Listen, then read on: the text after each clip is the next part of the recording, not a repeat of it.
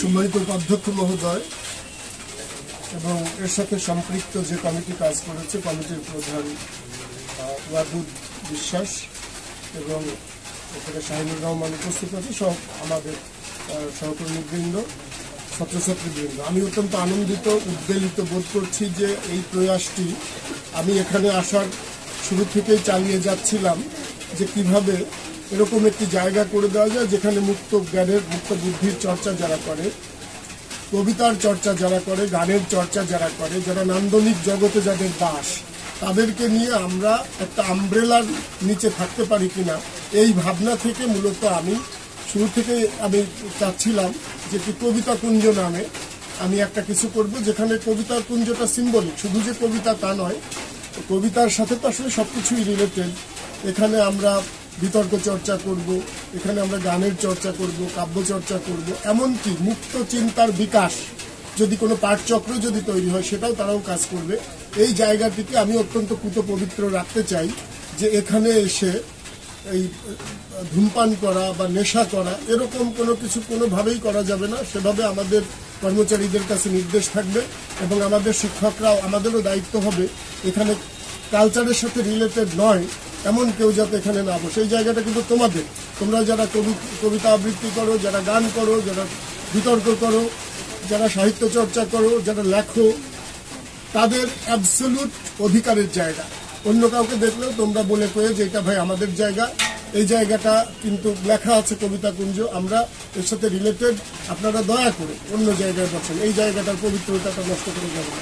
আমি দুর্জয়কে বলি যে দুর্জয় এই শহরে সংস্কৃতি নিয়ে কাজ করে, বিতর্ক বিকাশে কাজ করে, ওর কিছু মননশীল, সংবেদনশীল, ওর কিছু অনুসারী আছে যারা এই কলেজেও বিভিন্ন সময় পদার্পণ করে, এই কলেজে অনেক স্টুডেন্ট আছে যারা ওর সাথে কাজ করে। তো আমি ওকেও বলবো যে এখানে একটি বিশুদ্ধ সংস্কৃতি চর্চা যাতে হয়, নির্মল বিনোদনের চর্চা যাতে হয়, সেই বিষয়টাকে তার প্রতিবিধান যাতে করা যায়।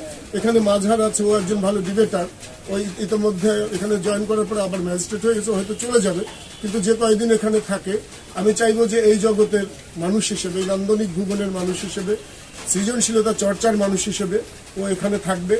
আমাদের যারা শিক্ষার্থীরা আছে, যারা এই বিষয়ে আগ্রহী, তাদেরকে ছায়া দেওয়ার কাজটি অন্তত সে থেকে করবে, এটা আমি প্রত্যাশা করি। আর আমরা যারা আছি, এখানে আশালতা আছে যে শিল্প সংস্কৃতি নিয়ে কাজ করে, আশালতার পাশেই জায়গাটি, আশালতাকেও আমি এনগেজ করতে চাই যে এই জায়গাটি যেন একটু দেখভাল করা হয় এবং এই জায়গার একটা সুষ্ঠু ব্যবহার যাতে হয়। আমি লেগেছিলাম সবসময় এটার অর্থের সংস্থান করার জন্য। সানিউল এখানে তখন প্রধান নির্বাহী ছিল জেলা পরিষদে, সানিউলের সাথে আমার একটা বন্ধুত্বপূর্ণ সম্পর্ক ছিল, কারণ সানিউল নান্দনিক কাজগুলি করে থাকে, তারও আগ্রহ ছিল। আমি তার সাথে কয়েকটা বৈঠক দিয়েছি, আমি তার কাছে আগে রূপরেখা নিয়েছি যে কত টাকা আমাকে দিতে পারবে। সে বলেছিল যে স্যার 3 লাখের উপরে যদি আপনি যান তাহলে আপনার সেখানে আবার ওপেন টেন্ডার হবে, ওই দেখালে 7 লাখ দিলাম, ওই কন্ট্রাক্টর এসে 4 লাখ নিয়ে গেল, তাহলে আপনার খুব লাভ নেই। হ্যাঁ, তা আপনার আমি 3 লাখই দিই, 3 লাখের মধ্যে ভ্যাট বাদ দিয়ে মোটামুটি আমাদের যেটা করা হয়েছে এটা খুব সুন্দরভাবে করছে। আমি ওয়াদুদকে ধন্যবাদ জানাই, তার টিমকে ধন্যবাদ জানাই, যারা নিয়মিত দেখভাল করেছে। কিন্তু এই জায়গাটি যাতে আমাদের এই নান্দনিক পারপাসে ব্যবহার হয়, অনান্দনিক কিছু থাকলে, বিভৎস কিছু থাকলে, কুৎসিত কিছু থাকলে সেটাকে প্রতিহত করার দায়িত্ব আমাদের সবার। আমরা এই জায়গাটি প্রকৃতপক্ষেই আমরা মেধাবীদের জন্য, মননশীল মানুষের জন্য, সংস্কৃতি প্রেমী মানুষের জন্য আমরা তৈরি করেছি। সেটাকে মাথায় রেখে কাজ করতে হবে। আমি এটা দেখভাল করব, আমার সহকর্মীরা দেখভাল করবে এবং তার চাইতে বড় দায়িত্ব আছে যে রত্না এখানে আমার সামনে দাঁড়িয়ে আছে, এরকম ওদের এখানে বেশ কিছু আলোকিত মুখ আছে, তাদের দায়িত্ব আছে এই জায়গাটার পবিত্রতা রক্ষা করা। তোমরা যদি বসে থাকো আর কেউ আসবে না, তোমরা অকুপাই করো, তোমাদের তো বসার একটা জায়গা দরকার, তোমরা এখানে বসবে, গল্প করবে এখানে। তোমরা বসে থাকলে যেটা আমাদের জায়গা, এটা কিন্তু তোমাদের যে মানে সেন্স অফ বিলঙ্গিং ইংরেজিতে বলা হয়, তোমাদের এই জায়গার ক্ষেত্রে কিন্তু একটা সেন্স অফ বিলঙ্গিং আছে যে এই জায়গাটা একেবারেই আমাদের, স্যার আমাদের জন্য করেছে এবং কলেজের টাকা আমি করিনি।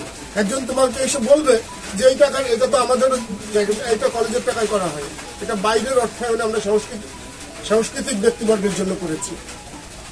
এবং আমিও এই জগতেরই মানুষ। আমার একেবারে বলা যায় যে প্রত্যুষ প্রভাত থেকে শুরু করে সন্ধ্যা প্রদীপ জ্বালানো পর্যন্ত আমি এই জগতের মধ্যে থাকি। যত দাপ্তরিক কাজ করি না কেন, মননে আমি এই জগতের সাথে আছি। এবং মধ্যরাত পর্যন্ত আমি অনেক ডকুমেন্টারি এখনো দেখি, এখনো অনেক অনেক মুভি দেখি।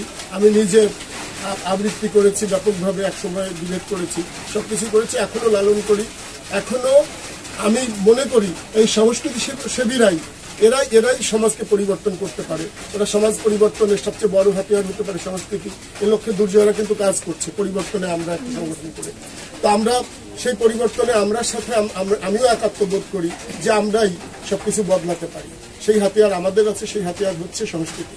তো সেই জন্য এই জায়গার সর্বোচ্চ ব্যবহার যাতে আমরা করতে পারি, অপব্যবহার নয়, সর্বোচ্চ ব্যবহার যাতে করতে পারি। আমি তোমাদের সাথে আছি, সৃজনে তোমাদের সাথে আছি, দ্রোহে তোমাদের সাথে আছি, প্রণয়ে তোমাদের সাথে আছি, শিল্পকে ভালোবেসে। সবাইকে ধন্যবাদ।